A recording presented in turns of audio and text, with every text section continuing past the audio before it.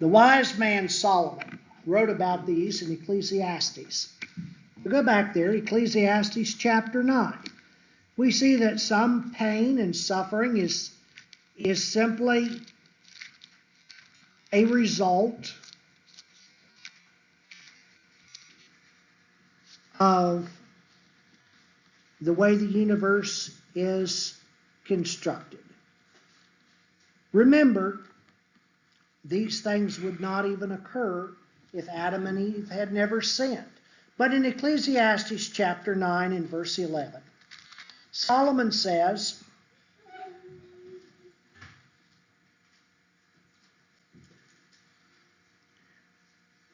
I'm sorry, I'm in Proverbs. I've got to get to Ecclesiastes. It doesn't work. Ecclesiastes chapter 9, verse 11. Again I saw that under the sun the race is not to the swift, nor the battle to the strong, nor bread to the wise, nor riches to the intelligent, nor favor to those with knowledge. Solomon says all of these people, those who are fast should win the race, but it doesn't always work that way. Those who are strong should win the battle. Those who are intelligent should have riches. Those who are wise should have food. Those who have knowledge should be held in high esteem. Solomon says, but time and chance happen to them all.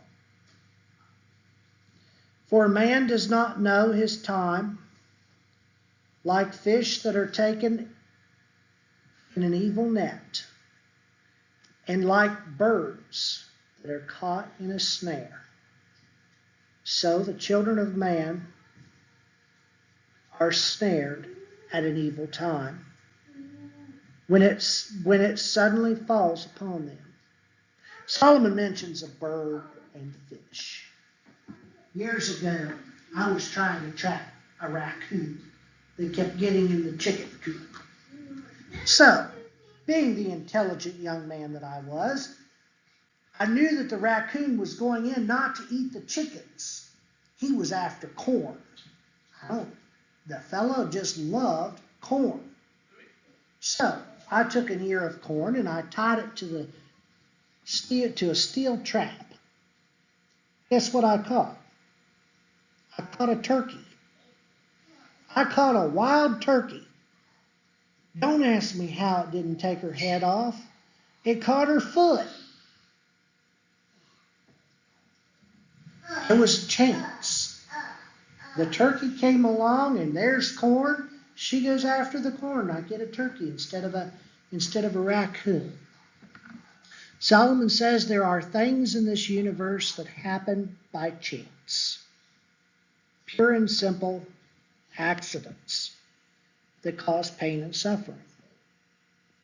Thirdly, sometimes God lets suffering happen for a purpose. Now, this is hard for us to understand. It really is. Because God, being a loving God and a caring God, what purpose could he have in pain and suffering? I want to tell you about an article that appeared in a magazine some time back. There was an article about a young lady, a young girl, who had no feeling in her skin. It's some sort of genetic disease where the skin has no feeling whatsoever. The article was talking about this young girl and all of the problems that it had brought in her life because she could feel no pain. Okay? She could feel no pain. When I was a little boy, my mama used to take my hand and hold it close to the wood stove, and she would say, hot. And I would feel the heat, and she would hold it a little closer, and I would become uncomfortable because of a little bit, a very small amount of pain. And I would begin to pull my hand back, and Mama would say, hot.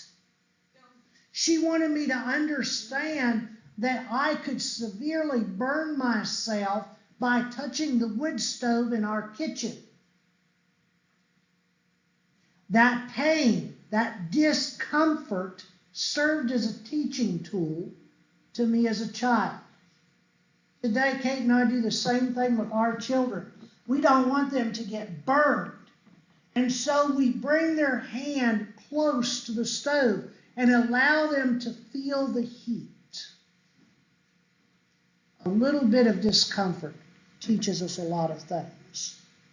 In the article about the little girl that had no feeling in her skin, one of the things that she did as a toddler was she reached out and grabbed the nozzle of a power washer that her daddy was using. And it tore the skin right off her hand, but she felt nothing. And she couldn't understand what was wrong with her hand afterwards. You see, God created pain in order for us to learn about danger. Now, again, sometimes this may seem cruel,